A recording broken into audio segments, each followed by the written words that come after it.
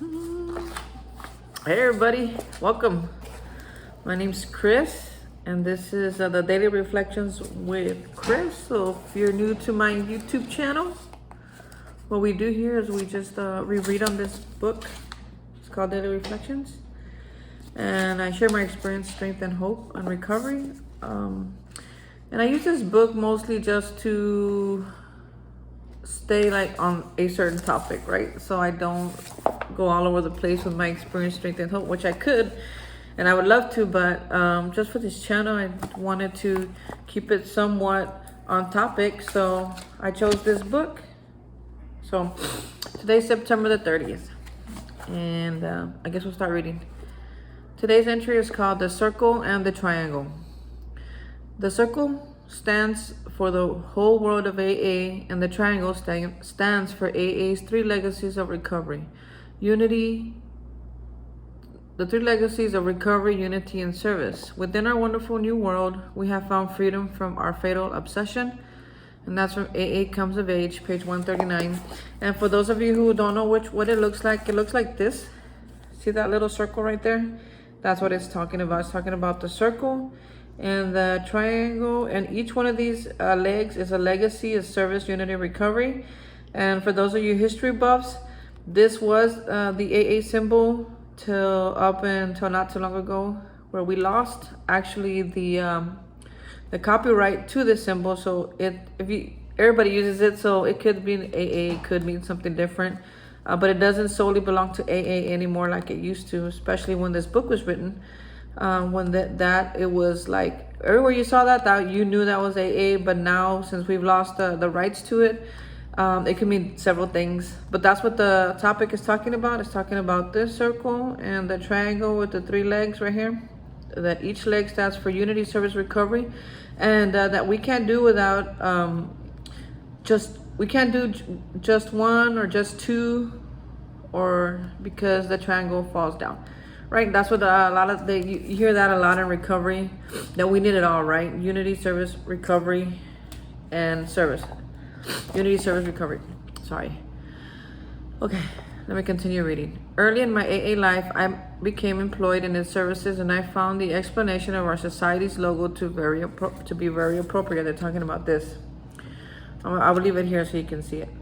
First, a circle of love and service with a well-handed triangle, inside the base of which represents our recovery through the 12 steps. So that's the base, that's the bottom part, that's recovery. Then the other two sides representing unity and service respectively. The three sides of the triangle are equal. As I grew up in AA, I soon identified myself with this symbol. I am the circle, and the sides of the triangle represent three aspects of my personality: physical, emotional sanity, spirituality, the latter forming the symbol's base. Taken together, all three aspects of my personality translate into a sober and happy life. Right, so I guess you could, excuse me, ooh, sorry, my nose is itchy today. I apologize. Okay, so I think our understanding of the program and of anything in the program, symbols, books, sayings, axioms, they all, I think, as I grow, so do the understanding of those symbols or anything in AA, it changes a little bit, right? And it starts to vary, and when I start to understand it differently, and in this case the writer was understanding as a triangle, and that the circle as him, like as that person, as their body, right? Their body, and what their sober life looks like when they're doing unity, service, recovery. This is, I have emotional sobriety, I have mental stability, and I have my health, my personal health, right? So it could the evolution of my sobriety or your sobriety, anybody's sobriety, of course, is going to change a lot of things. The program's not going to change, but what they mean to us and how we use them on the daily will change, because we're changing. I'm changing every day. I remember not even like too long ago, I think it was earlier this year, that I started going to Spanish speaking meetings, and they always talk about this triangle, and they say, oh, you got to get in the middle. You got to get in the middle. And I've heard that I have to get in the middle lots of times, right? They tell me, if you get in the middle, you're going to stay sober. And if you go to the edge, you're going to fall off. right? If you go to the edge of the circle, you're gonna fall off, right? So I was like, okay, just get in the middle, just get in the middle, thinking that I knew what that meant. I said, okay, I'll just go to meetings. That's the middle, right? I mean, that's where it's at. It's got to be the middle. Well, going to meetings, it is in the middle, but it's not being in the middle. It's just taking up space, I guess. I mean, not to disrespect anybody or even myself, because that's all I did for a long time was take up space. I wasn't ready to get sober, right? When I came to AA, I just came to get my paper signed because I was in legal trouble. So now, fast forward to earlier this year when they told me you gotta get inside the middle. And the guy says, and what it means to be in the middle is that you need to be in unity, you need to be in service, and you need to be in recovery. What does that mean? That you gotta be out there going to other meetings, visiting other meetings, talking to other alcoholics, service, being of service. It could be making coffee. It could be taking up a position in your district, in your area. It could be becoming a big part of your home group, right? And the recovery is the steps. It's the actual program of Alcoholics Anonymous, which is in the 12 steps. And that could be any 12 steps program, right? Maybe your church, right? Unity, service, recovery. What does that mean? Visit other churches, invite people to church. How to be of service, be an usher, collect the money, or be out there sweeping and mopping or greeting people, right? They need greeters all the time. Every time I go to church, any church, they're always looking for ushers. So you can start there, be an usher. And where's the recovery in church? Well, it's in the Bible. You read the Bible, go start with Proverbs. You know, there's 30 entries or whatever in Proverbs. Take one a day and start there. It's an easy read. It'll get you going, and then from there you just keep on reading and reading and reading, or start in the front if you want, right? But that is recovery in the church. So this triangle could work anywhere, any 12-step program. Maybe it'll work at your work, right? Unity, service, recovery. Is that like when you're at your job? Do you stand for what your job means? Can you stay united with their purpose and their mission? And can you unite others in that purpose and their mission? Right? Can you be of service? How can I teach you what I know about this position? What can I teach you what I know about running a business? What can I teach you what I know about building relationships, right? And the recovery, which is the foundation. It's always the foundation, so that's the big one. So the recovery in your work, it could be like learning more about your job, getting deep if you want. So you're able to teach more, you're able to grow more with your company. You know, if you want to plant your feet there, then plant your feet there and start growing within your company, staying true, staying loyal to the mission and to their purpose. So there's many ways that you could use this triangle and this circle. The circle, of course, being is you. And this triangle is everything inside of you. What's inside of you today? Are you being of unity? Are you being of service? Are you being in recovery? Just a few little questions that I try to ask myself when this topic comes up, because I don't even ask myself that every day. Sometimes I do ask, how can I be of service? What can I do for you today? But sometimes I'm stuck in my head so hard, worrying about stuff that I have zero control over, and I forget what the purpose of being in recovery is about, or what the purpose of being in life is about. Right? I mean, there's a difference between living and existing, and you hear it all the time. You see all these memes, and everybody's like, oh, yeah, so true, relatable. That's current mood, whatever, when people are talking about that they just don't want to exist anymore. They want to live. They want to live their life to the fullest. They want to squeeze everything out of life, because I get that, folks. Why? Because I spent all those years trying to squeeze everything out of a bottle of alcohol. I spent all those years trying to squeeze everything out of a relationship. I spent all those years trying to squeeze everything out of money and all that stuff. It only goes so far, right? And I'm not talking bad about relationships, because we're born to be in relationship with other people. I'm not talking about that. Is that this dude right here, he just took relationships to a whole different level in the past, right? He you know, they started to mean more to him than what they're supposed to mean. You know, instead of companionship and love and hanging out with somebody that they care about, he turned it into all these other things that it wasn't, like sex and money and all this distorted thinking that I used to be a part of. But now that's changed. You know, I'm a different person now. So now I can look at relationships as a good thing. You know, that can really bring a lot of love and life into my own life, right? To love somebody else the right way and to have them be a part of my own life. That's different than what it used to be like. So I did say relationships, but because I was taking them to the wrong, and now I'm building new relationships, so now I can use them for my better, right? And that is a good transition from going to just existing in a relationship, just being in a relationship, just being with somebody because I said I'm with somebody, right? So just so my status could be in a relationship, but not really wanting to be or being present with that person. Excuse me.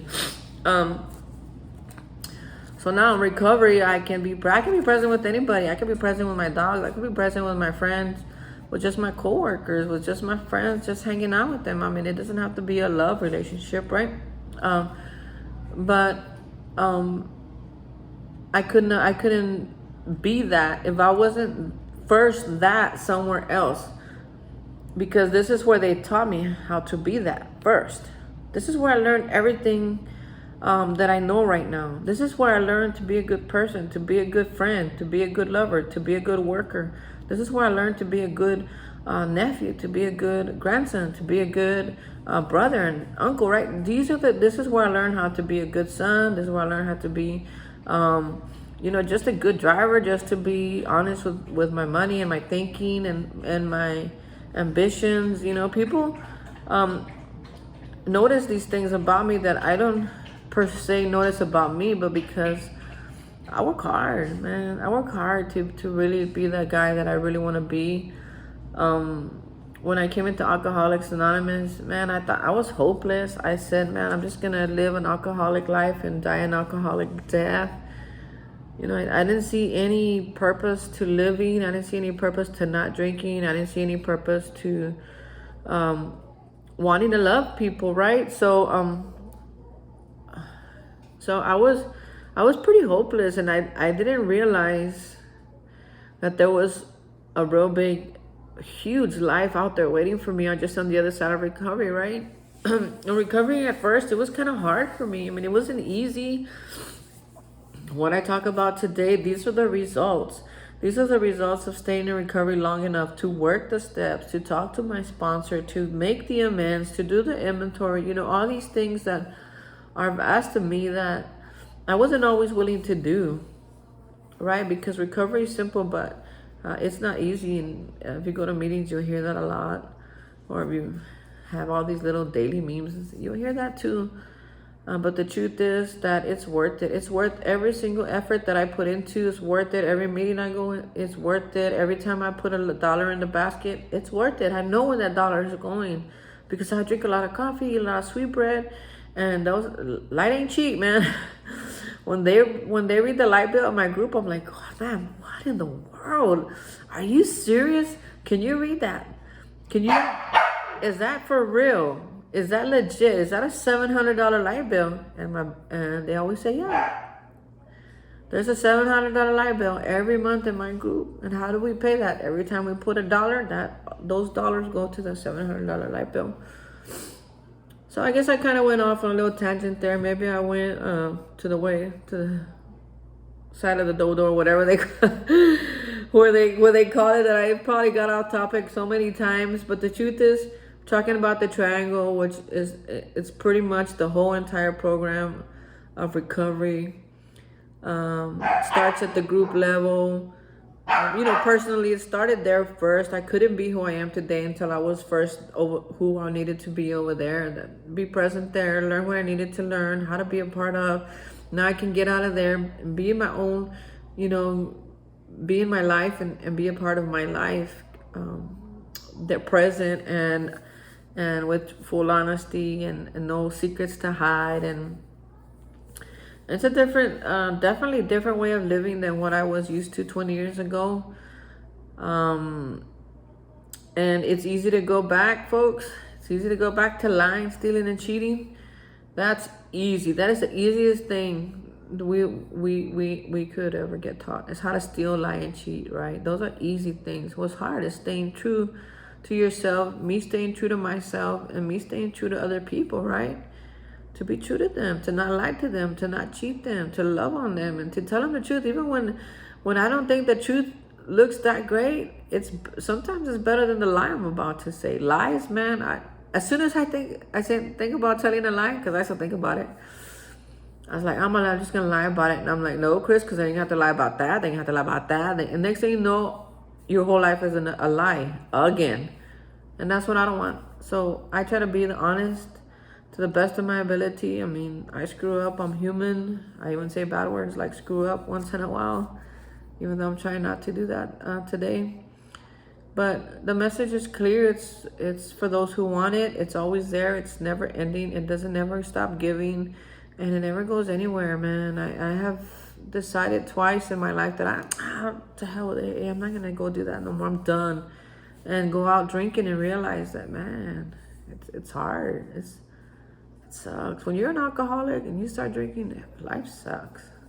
It really does. And the longer I stay sober, the longer I realize life can be really good. If I don't drink today, I have a chance. I have a steady chance of making my life really, really good. If I drink tonight, man, it's over. I know it's over because I know how I am. Because the book tells me, right? And more about alcoholism. In the big book of Alcoholics Anonymous, the big blue one, it talks about more about alcoholism. What happens to Chris every time he puts a drop of alcohol in his body, right? Well, that doesn't happen to normal people. It just happens to people like me. So I can check that box off. Yes, I am because the book tells me I am. But also, I am because I've tried it already. It's not a bad thing. I mean, it's a bad thing if I drink, but it's not a bad thing to know that about me. Then I have to be armed with the facts. And the fact is that when I put a drop of alcohol in my body, I don't react like a normal person. I get crazy. And I don't want to do that. So I'm not going to put a drop of alcohol in my body, right? And God says I am new. So I am a new person. I am a new person right here, carrying this message of experience, faith, and hope that I have gotten through recovery. I'm not the same person I was 20 years ago. And I'm so grateful for that. Because I was going downhill fast. So super fast. And now I go uphill slowly, but I'm doing better slowly, but I'm getting there, man. Life's good today. So folks, thank you for tuning in. Sorry if I was long-winded. Just a lot of personal facts about myself, a lot of things that I like to share with you because you are my audience and you're my fans and you're my subscribers. So I don't know when you're going to find this video, but know that if you're struggling right now, emotionally, spiritually, physically, maybe your health is all messed up, you're not alone, man. There's people out there thinking about you, praying for you.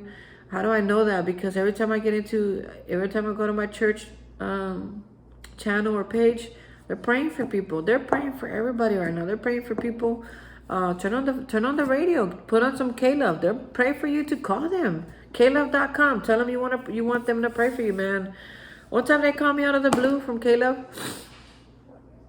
and I was devastated, man. I had two girls that I was watching, and I was going to school and barely making it at work. My relationship was like horrible, man. We were already on the outs, but I had two little girls that I needed to provide for, and it was hard, man. And I remember I was in my car and I was crying. I was thinking like, man, how can I take care of these two little girls that you're entrusted with me? I'm entrusted with two little girls, cannot provide for themselves, they were being able to bathe themselves, but we took them off the bottle. They started potty training.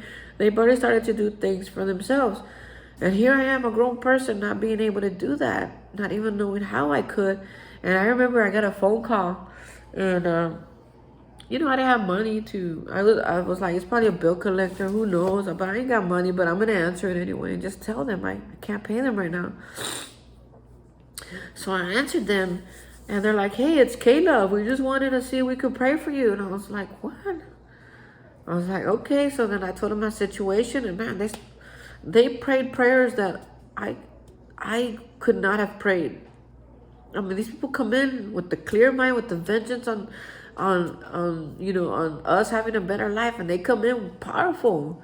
And those people, they can pray for you like they prayed for me. So Caleb.com, try them if you want.